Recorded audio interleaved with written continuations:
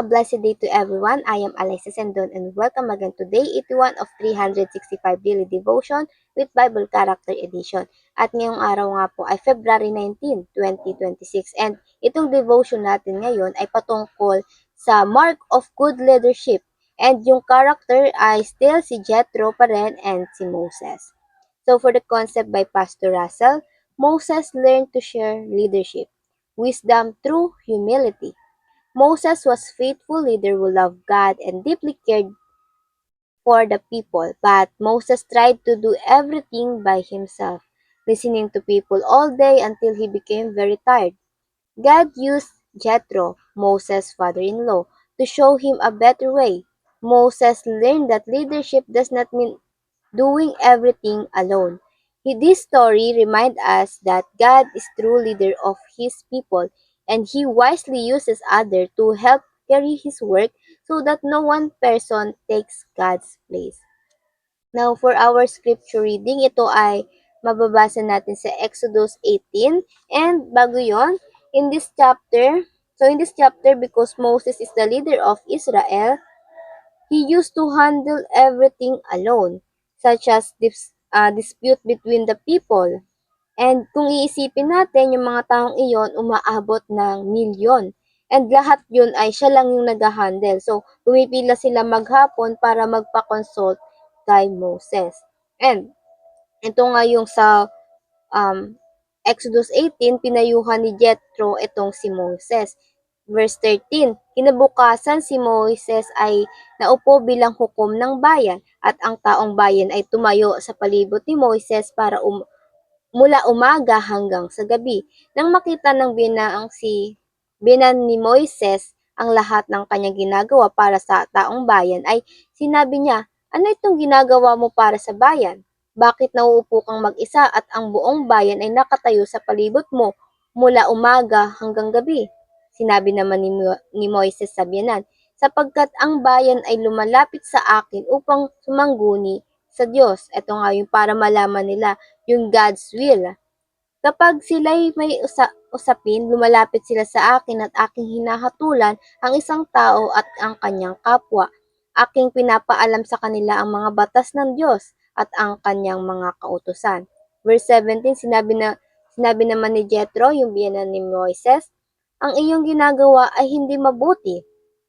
Ikaw at ang mga taong kasama mo ay manghihina sapagkat ang gawain ay totoong napakabigat para sa iyo. Hindi mo ito kakayaning mag-isa. So dito na nag-start mag-give advice itong si Jethro kay Moses. Dahil nga si Jethro ay isa ring kumbaga leader siya yung pare or nung kanilang bayan. And para naman sa ating mga katuruan, we have three marks of good leadership. And point number 1, leadership that decentralize power. Meaning you giving others authority as well. Hindi mo sinasarili lahat o inaako. Centralized kasi yung kabaligtaran ng decentralized ay ito yung power only onto you, nasa sayo lang. And while decentralized, the power are distributed to other and as well yung responsibility behind it. So, meron silang power and meron din silang responsibility behind it. Yung good leadership, yung binibigyan mo ang iba ng pagkakataon to handle responsibility. Kasi tulad ng gustong iparating ni Jethro, it's not sustainable kung ikaw lahat ang aako. And pangalawa, leadership that empowers others to lead. Si Jethro as the leader or priest of Midian, he empower and teaches Moses to better leadership. So, si Jethro ay, kumbaga, sinugo siya ng Diyos kay Moses para turuan kung paano maging tunay na leader o maging good leader. Now, people came to Moses para malaman yung kalooban ng Diyos. Ngayon, dahil si Moses lang nakakaalam, paano kung namatay na si Moses because hindi nga tinuro sa iba, ano na lang mangyayari sa mga Israelita? What I meant to this by that the true leadership is thinking of other to be a leader too. Hindi lang yung parang ikaw lang ang gusto mong mamuno. Hindi yung ikaw lang yung ini-empower ng Diyos. God can also empower them kahit na hindi mo kakitaan sila ng kakayahan sa ngayon. Subukan mong bigyan sila ng responsibilidad na subukan tumayo sa kanilang mga paa. Later on, they will discover it by themselves na meron pala silang kakayahan din na kaya pala nila because God empowers them to. Hindi lang tayo or ikaw bilang leader ang ini-empower ng Diyos, kundi yung bawat tao na nasa paligid mo.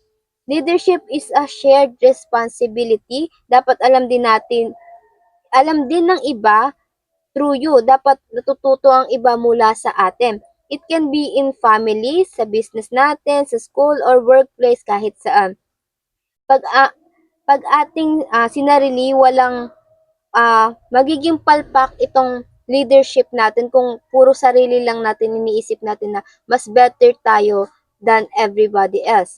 And pangatlo, leadership that is sustainable for the future. One of the mark of good leadership is that it's sustainable for the future. You should not let other people around you to be dependent to you alone. Hindi dapat sila nabubuhay maging dependent lang. Lalo na sa ating mga pamilya, yung mga anak natin, turuan natin, kahit mga kapatid or sino man sa pamilya, dapat tinuturuan natin sila maging independent on their own without our presence always or without giving what they want always. One of the mark of good leadership again is that kapag yung leader nawala, still yung group ay nag-ooperate, nagpapatuloy lang. Katulad sa family natin, kung ikaw ay mawala, hindi magugutom yung pamilya natin because uh, you you teach them to be independent, to lead their life to even on sa business natin kapag ikaw naman yung owner tapos nagpahinga ka, your business still operate without your presence, meaning you are doing a good leadership. And para naman sa ating application, paano ba natin ito may apply sa ating mga buhay?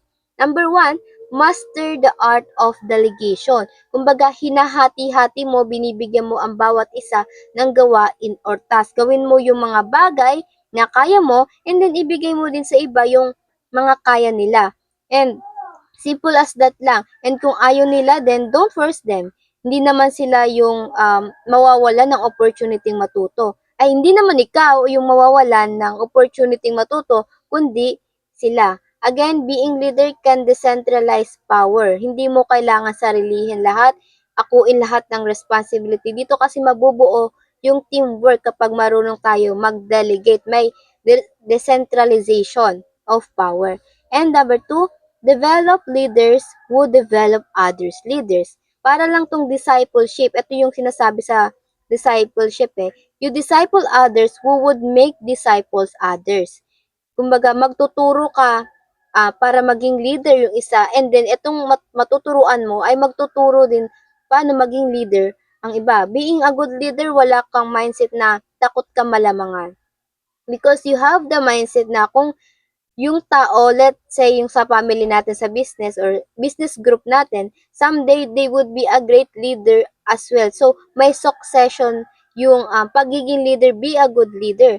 And pangatlo, mentor, monitor, and migrate. Ito yung mentor, ito yung tuturuan mo yung isang tao, katulad sa ating mga tahanan, tuturuan mo paano gumawa ng household, papakita mo, and then monitor, sila naman yung gagawa, titingnan mo sila kung tama yung ginagawa nila, and then let them, hahayaan mo lang, and migrate, ito na yung hayaan mo silang i-apply kung ano yung natutunan nila. Huwag natin sila kontrolin, super hands-on sa kanila.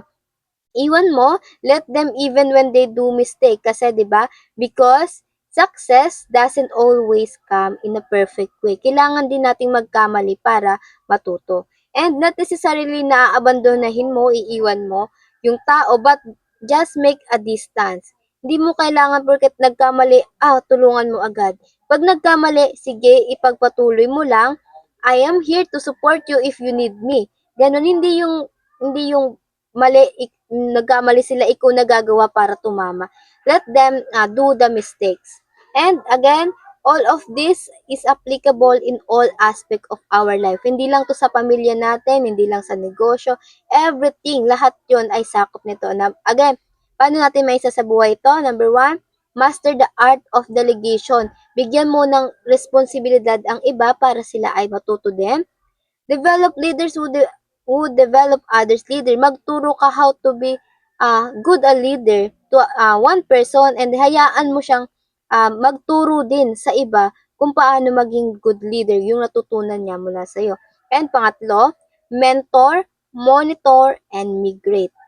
Mentor, magturo ka. Monitor, tingnan mo sila kung paano nila to ginagawa. And migrate, hayaan mo silang i-apply yung natutunan nila sa iyo at i-apply ito sa kanilang mga buhay. And for our reflection naman, what is the importance of the mentor, monitor, and migrate process? At ayun lamang po, bago tayo magtapos, let's have a short prayer to close this devotion. And let's pray. Our Father in Heaven, we thank you and we glorify you for today's devotion, Panginoon, na muli ay pinarinig niyo sa amin ang inyong mga salita, Panginoon. Lalo na ang pagiging good leader, Panginoon. Panginoon, inaamin po namin na minsan, Panginoon, na nagre-rely kami sa sarili naming kakayahan na inaako namin lahat, Panginoon.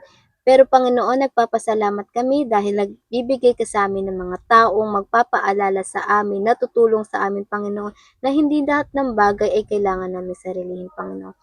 Panginoon, salamat sa mga taong binibigay mo sa amin, Lord God, para maalala ang inyong mga katuruan, Panginoon. Panginoon, soften our heart, Lord God, na alisin itong pride sa aming mga puso, Panginoon, at yung takot na bumitaw, Panginoon. Soften our heart, Lord God, at kayo nawa ang siyang manguna, Panginoon, ang mag-direct, ang mag-control sa aming mga buhay, Panginoon. Be the driver of our life, Lord God. At manguna nawa kayo, Panginoon, magliwanag kayo sa aming mga daraanan at madakila nawa kayo ng bawat tao sa aming paligid. Ayun lamang po, Panginoon. I hope, Lord God, na you always be with us, Lord God. In everything we do, praise you, Lord. We praise you, Lord. And yun lang po, in Jesus' name we prayed. Amen and amen and amen.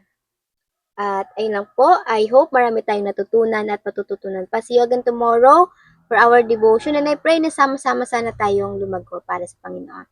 Have a nice day ahead and God bless.